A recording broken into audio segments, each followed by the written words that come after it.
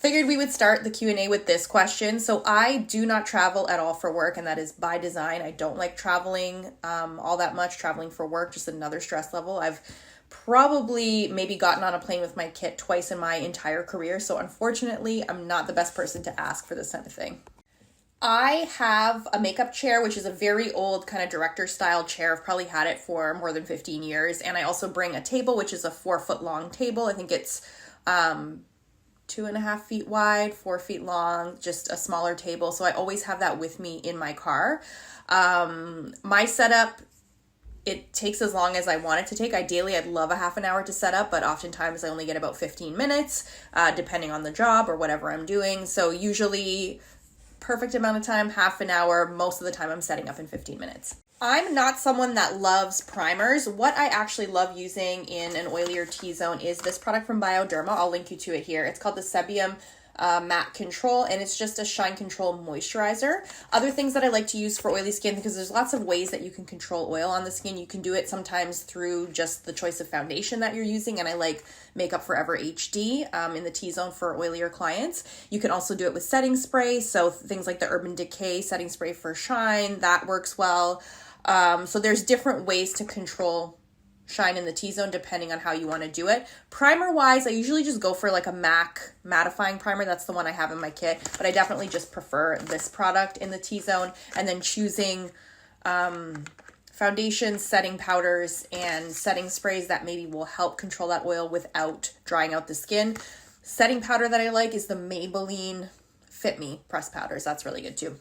Right now, I just have gel liners in my kit, and I have the ones from Inglot. I think I just have a black and a brown at the moment. I really love the black from Inglot. It's the darkest black, I think, that you can get. Other gel liners that I have used that I like, the ones from MAC, the ones in the little pot from Maybelline are great, and Bobbi Brown. Those are pretty much my favorite.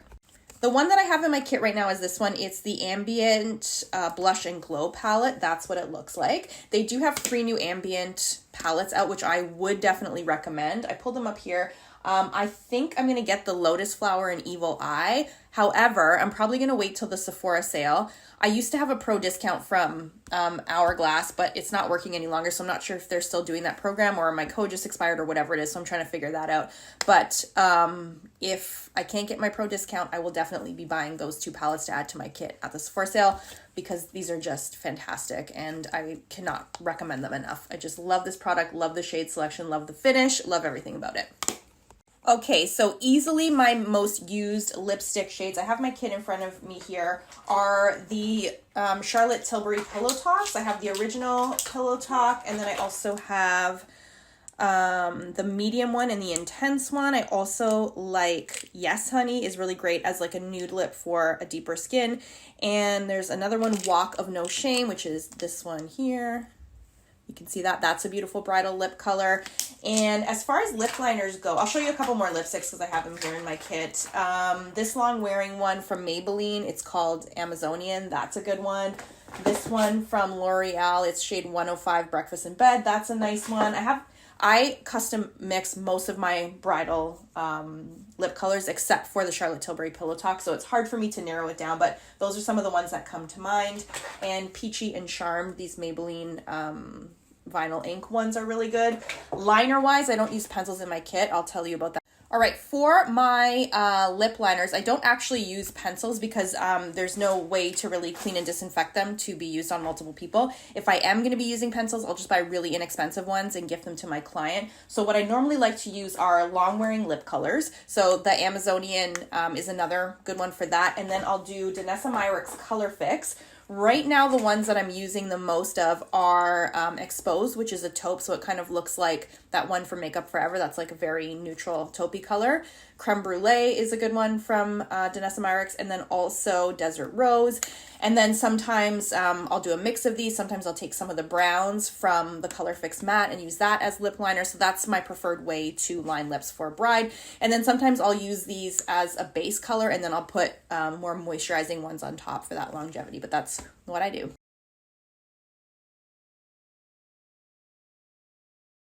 Matte shadows that are not chalky. So just off the top of my head, I really love Viseart. They're my favorite brand of shadow, I would say. I really enjoy Patrick Ta. As far as a more affordable option, Tarte, the shadows are very affordable, especially when they do promos. They also have a very generous pro discount. I don't have any drugstore recommendations. I'm not about to start my journey looking for drugstore shadows. I've never liked them. I have not found them to be even close to what I need them to do for me professionally, and I just haven't gone down that road. Let's just put it that way. Makeup by Mario, I'm kind of in the middle of the road on that one. I use Makeup by Mario shadows and they are okay. Not my favorite, but not the worst. But I think my two favorite top high end and something more affordable high end would be Viseart, a little higher price, and then Tarte as a more affordable option.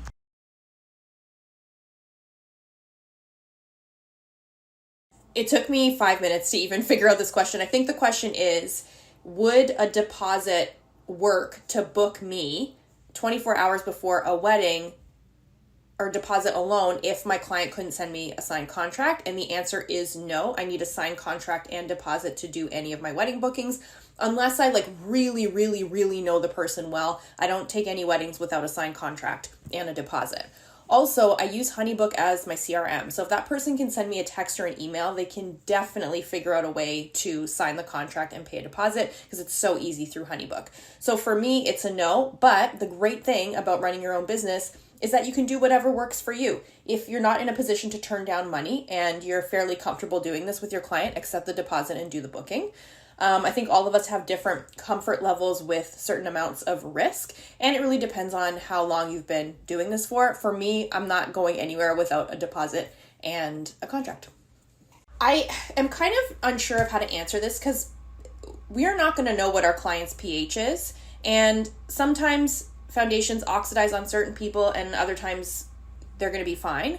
But really what it comes down to is when you're shade matching, you are looking at exactly what is going on in front of you when you swatch that foundation, when you start applying on that day with that client. So whatever presents is what you deal with, and it doesn't matter what's acidic, what's oxidizing. You have to just address things as they are because it's going to be hard to predict these things sometimes. When I teach color theory, I recommend getting very familiar with all of the products in your kit. So if things are going to oxidize, you will have a little heads up on that. Sometimes you can't predict this type of thing, and you just have to use what's in front of you. So this is why good lighting is important. Color theory is important. If you apply something, and this is why I recommend swatching and the multidimensional foundation application that I teach, because this is how you're going to come closest to whatever your client's natural skin tone is, even if it oxidizes. So essentially, I always recommend that you swatch, even if you're 100% sure of what you see in front of you, just because if things are going to oxidize, it'll usually happen fairly quickly, and you'll be able to know to either go a little bit lighter if you need to with that foundation. When you're applying, if you're using my multi-dimensional foundation application technique, if you start applying the foundation and it's a little bit deeper for the skin, you can always lighten up that center portion. You can adjust things. You're not kind of trapped in this one color all over application that you're going to have to completely remove and start over.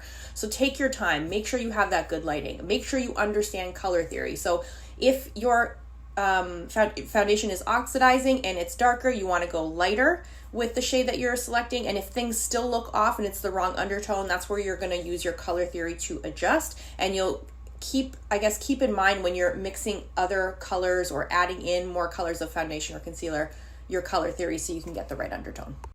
We all want to be tipped. Everybody likes money, but I think if your business model relies on people tipping you for to make appropriate income, then you just need to up your rates, or you're not making enough or charging enough. I'm not a fan of this tipping culture. I find it really troublesome. Even for me, just getting a coffee, I'm not tipping on like an $8 coffee if companies aren't paying their employees proper wages. It's not my job to supplement their wage with tips. So that's how I feel consumer side. And as an artist, I think mostly tips is an ego thing, and you want to feel valued and you want people to feel like you've gone above and beyond. But at the end of the day, your services should be priced in a way where you're not relying on those tips. Yes, we've all been in situations where we've gone above and beyond and people haven't tipped us. They don't need to. Well, I don't think they need to, but I've been in situations where clients have tipped other vendors and not me, and that's just an ego thing. But you're pricing what you're charging, it should be enough. Oh my goodness, there's actually so many things, and it's hard for me to kind of explain every little thing that I'm looking at before I apply the lash, but sometimes you can tell a lash is going to lift before it even gets on the eye. Certain lash styles, like not all lashes are created equal. There are some bands, depending on the material, that are not very flexible, and when they come out of the tray, regardless of how you glue them on, how much glue you use, if that band is not flexible, it's going to kind of go back to its natural shape of where it's been sitting on the tray, so that might cause the outer or inner corners to lift. The other thing that I like to do is put a little extra glue on the inner and outer, a little extra drop. I apply my lashes when my glue is like 99% dry. I break the lash band between my finger and my thumb like this. I pinch all the way down the lash band. I do this with clusters too, to make the band more malleable so that it fits the eye better. But a lot of the times, actually one other thing is that sometimes the lash is too far out this way and the shape is just not right to the eye and it can lift. So those are all things that This is a very interesting question, and the answer is yes, makeup can look flawless for the entire day. In fact, it is our job to make sure makeup that we're applying looks the same from the top of the morning to the end of the day. There are things, of course, that are going to change on the face throughout the course of the day. In terms of what flaws are acceptable, and it also depends on your definition of flawless. This is a term that we all throw around. I use it a lot. By flawless, I mean skin tone is even, color is matched, face and neck look like all harmonious. All the makeup looks like it's supposed to be there. This is what a flawless makeup looks like to me. As far as things that are abnormal throughout the day, product breaking up, being easily removed off the skin, that's not good. A change in color or texture where the makeup really looks like it's sitting on the skin, that's not acceptable. A little shine, a little creasing, acceptable. Let me continue this on another story.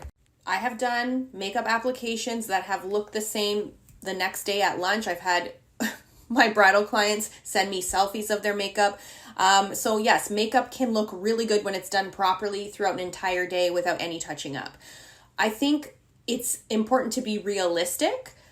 If your client is a face toucher, if they're sweating like crazy, if they're jumping in a hot tub, the makeup's not going to hold. It's not going to last for the time that you need it to last. If the person's rubbing their face, a lot of hugging, and if there's no setting spray, like there's so many things that can happen. People do insane things once they get their makeup done. I've seen everything.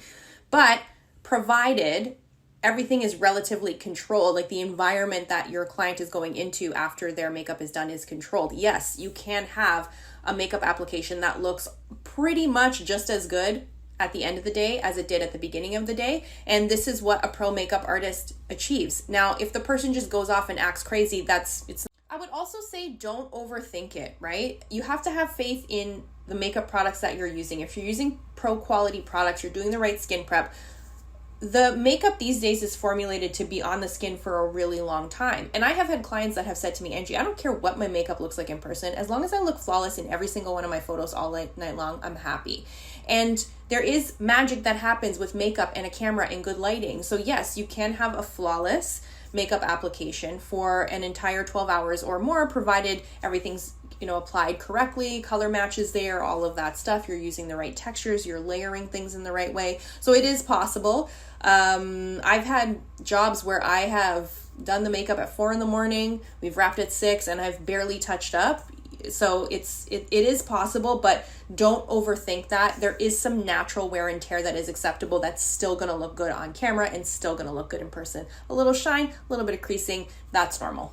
All right, that is everything for this week's Q&A. I'm going to take these videos, timestamp them, upload them to YouTube. I will share the link with you when that is posted. Next Monday, same time, same place, 9 a.m. Eastern Standard Time. I'll be doing another makeup artist Q&A. So if you have any questions, save them for Monday. That's it for now.